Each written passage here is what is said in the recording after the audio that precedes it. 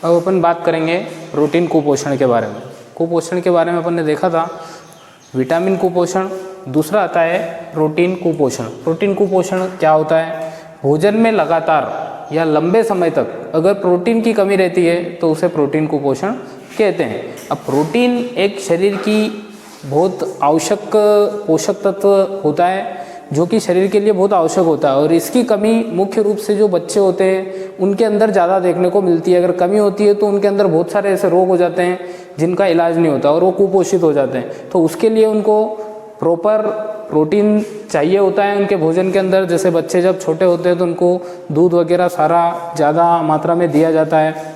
इसी प्रकार यहाँ पे अगर अपन बात करें प्रोटीन कुपोषण की, तो इसके अंदर प्रोटीन की कमी से होने वाले रोग, दो रोग होते हैं जो मैंने आपको पहले भी बताया था, क्वाशीओरकोर और मेरस्मस रोग। ये दो मुख्य रोग होते हैं जो प्रोटीन कुपोषण की वजह से होते हैं। अब अगर क्वाशीओरकोर रोग की बात करें तो इसके लक्षण कैसे प्रकट होते हैं या क्या दिखते हैं? बच्चे का पेट फूल जाना, यानी उसकी हेल्थ तो नहीं बनती, रहता तो दुबला पतला ही है लेकिन एकदम से उसका पेट फूल जाता है। भूख कम लगना, जैसे जो भूख लगती है वो उसमें कमी आ जाती है, प्रॉपर वो खाना नहीं खा पाता है, सही तरीके से उसका पोषण नहीं हो पाता है, तो भूख कम लगना। सेकेंड, थर्ड आता है स्वभाव चिड़चिड़ा हो जाना, यानी किसी भी बात में कोई भी बात बोले या कोई भी वर्क होता है तो वो सही तरीके से नहीं कर पाता, चिड़चिड़ करता रहता है, हंसमुख टाइप नहीं रहता।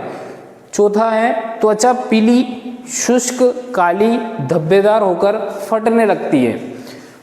त्वचा जो होती है स्किन पीली पड़ जाती है, शुष्क मतलब उसमें ऑयलीपन नहीं रहता, एकदम सूख जाती है, काली काली सी हो जाती है और धब्बे से पड़ने लग जाते हैं।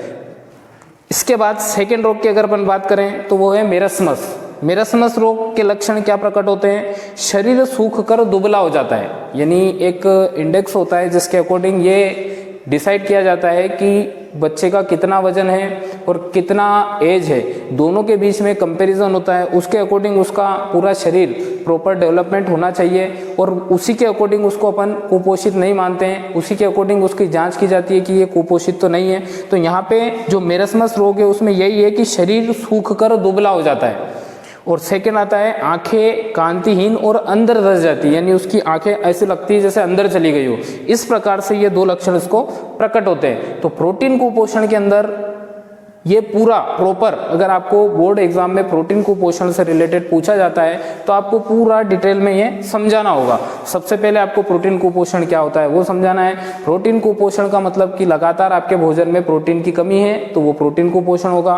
उसके बाद उससे होने वाले रोग, तो उससे होने वाले दो मेन रोग है, क्वाशीओरकोर और मेरस्मस रोग। क्वाशीओरकोर रोग क्या होता है, उसके लक्षण क्या होते हैं, तो उसमें आपको बताना है बच्चे का पेट फूल जाता है, भूख कम लगती है, स्वभाव चिड़चिड़ा हो जाता है, त्वचा पीली, शुष्क, काली, धब्बेदार होकर फटने लग जाती है। और मेरस्मस रोग की बात करें तो इसमें शरीर सूखकर दुबला हो जाता है, आंखें कांतिहीन और अंदर धंसने लग जाती है। तो ये दूसरे टाइप का कुपोषण हो गया। पहला कुपोषण अपन ने पढ़ा था विटामिन कुपोषण के बारे में, दूसरा कुपोषण हो गया अपना प्रोटीन कुपोषण, और इसके बाद थर्ड वाला आएगा खनिज लवण कुपोषण के बारे में। तो इस लेसन के अंदर जो अपन बात कर रहे हैं उसके अंदर भोजन अपन ने स्टार्टिंग पॉइंट लिया था, भोजन के अंदर से अपन ने स्टार्ट किया था। तो सबसे पहले पोषक तत्व वो आपको ध्यान रखना है क्या होते हैं। पोषक तत्व के बाद आपको ध्यान रखना है संतुलित आहार और असंतुलित आहार क्या होता है। असंतुलित के बाद आता है अपना कुपोषण। कुपोषण का मतलब है कि लगातार भोजन में किसी एक पोषक तत्व की या एक से अधिक पोषक तत्व की कमी हो तो वो कुपोषण कहलाता है। फिर जब कुपोषण होता है तो जो पोषक तत्व होते हैं उनकी कमी के अनुसार कुपोषण के भी अलग अलग प्रभाव देखने को मिलते हैं। तो उसके बारे में अपन ने एक विटामिन की टेबल पढ़ी है पूरी, जो मोस्ट इंपोर्टेंट है, उसमें से हर बार बोर्ड एग्जाम में क्वेश्चन पूछा जाता है। सेकेंड पढ़ा अपन ने प्रोटीन कुपोषण, जो भी बहुत इंपॉर्टेंट है।